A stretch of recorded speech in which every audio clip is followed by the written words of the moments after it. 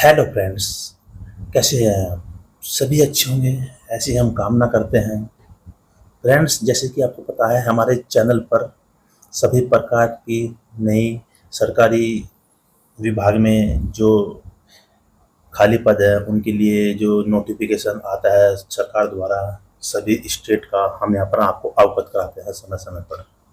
इसी कड़ी में आगे हम आपको उत्तर प्रदेश लोक सेवा आयोग के द्वारा जारी एक विज्ञापन, जो कि 16/9/2025 को विज्ञापित किया गया है। यह है सहायक अभियोजन अधिकारी एपीओ, जिसे कि सरकारी वकील भी कहा जाता है।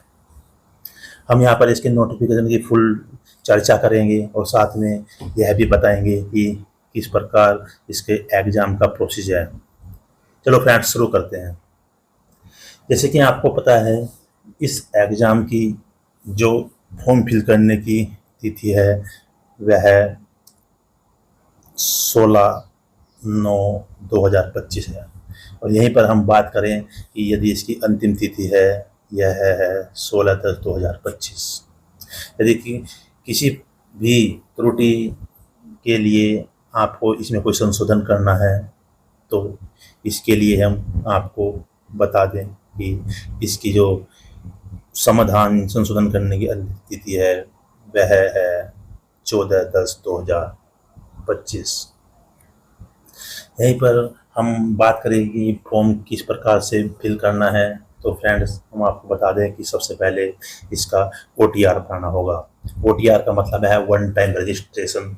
इसमें करना क्या है आपको, इसमें आपकी सभी डिटेल, जैसे आपका नाम, पापा का नाम, मम्मी का नाम, आपकी डेट ऑफ बर्थ, आपने आपकी क्वालिफिकेशन, सभी को इसमें ऐड कर देना है। और जब आप फॉर्म भरने के लिए इसकी वेबसाइट पर जाएंगे, जैसे कि आप फॉर्म ऑनलाइन फिल पर क्लिक करेंगे तो आपके सामने वह ओटीआर का नंबर मांगेगा। वह वेरीफाई होने के बाद ही आप इस फॉर्म को फिल कर सकते हैं।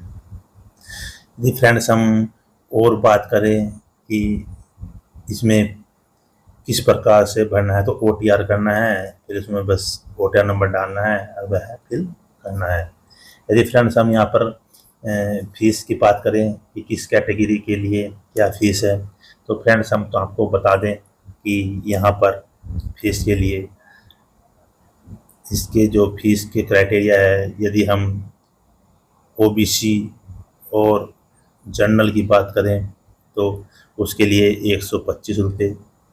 फ्रेंड्स, यदि हम यहाँ पर अनुसूचित जाति, एससी और एसटी की बात करें तो उनके लिए 65 रुपये रखी गई है। वहीं पर हम यदि दिव्यांग की बात करें तो उनके लिए 25 रुपये है। और भूतपूर्व सैनिकों के लिए भी फ्रेंड्स यहाँ पर 65 रुपये है। यदि कोई स्वतंत्रता सेनानी और यदि महिला अकुशल खिलाड़ी हैं तो उनके लिए उनकी जो श्रेणी है मूल श्रेणी, उसके लिए ही, मूल श्रेणी का मतलब जो एससी जनरल है मेन, उनके ही अकॉर्डिंग इसमें फ्रेंड्स उनकी फीस कटेगी। यदि हम यहाँ पर फ्रेंड्स आप बड़ा ही इम्पोर्टेंट बता दें कि इसमें कितनी रिक्तियाँ हैं, तो फ्रेंड इसमें हम बता दें कि जो टोटल कुल पद हैं, टोटल पदों की संख्या है 128 है तो टोटल पदों की संख्या इसकी फ्रेंड्स। और दूसरी हम बात करें कि इसमें जर्नल के लिए कितने हैं, तो फ्रेंड्स जर्नल के लिए इसमें 27 वैकेंसीज हैं। और दूसरा हम यदि आपको बताएं कि इसमें अन्य पिछड़ा वो अनुसूचित जाति यानी कि एससी के लिए 67 और एसटी के लिए 9, अन्य पिछड़ा वर्ग के लिए 61 और बहुत के लिए 9 है। ईडब्ल्यूएस की बात करें तो 18 है।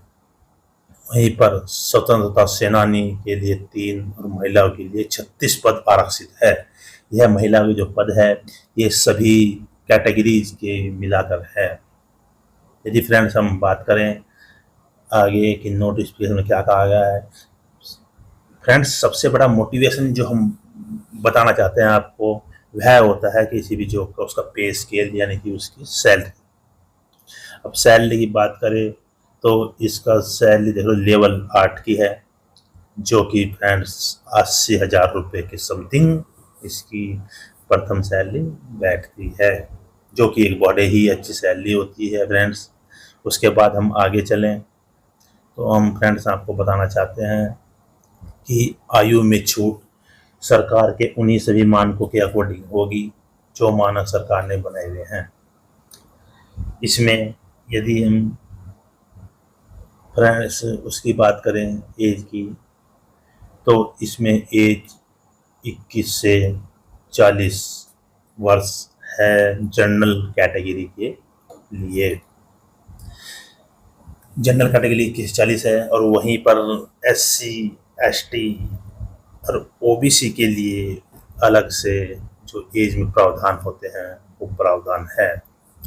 अब हम आगे बढ़ते हुए इसकी बात करें कि देखो ये फ्रेंड्स दिया हुआ है एज का जो इसमें दिया हुआ है वह है, एज की जो गणना होगी वो 1 जुलाई 2025 से होगी, और मिनिमम जो इनकी एज होनी चाहिए, मिनिमम जो एज होनी चाहिए कैंडिडेट की वह कम से कम 21 और 40 वर्ष से अधिक नहीं होनी चाहिए।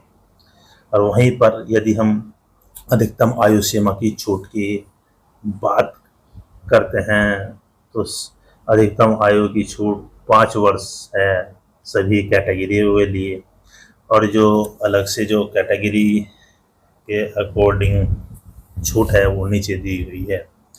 फ्रेंड्स इसमें हम बात करते हैं कि सहायक अभियोजन अधिकारी पद की मुख्य यानी कि लिखित परीक्षा एवं साक्षात्कार संबंध में कतिपय सूचनाएं इसमें दी हुई है कि इसमें 3 स्टेप होंगे। पहला स्टेप होगा कि आप प्री पेपर दोगे, प्री पेपर देने के बाद आपके 15 गुना बच्चे सेलेक्ट किए जाएंगे मेंस परीक्षा के लिए, फिर उनमें मेंस परीक्षाएं बच्चे भी देंगे, फिर मेंस परीक्षा के बाद जो सेलेक्ट होंगे उन्हें इंटरव्यू के लिए कॉल की जाएगी।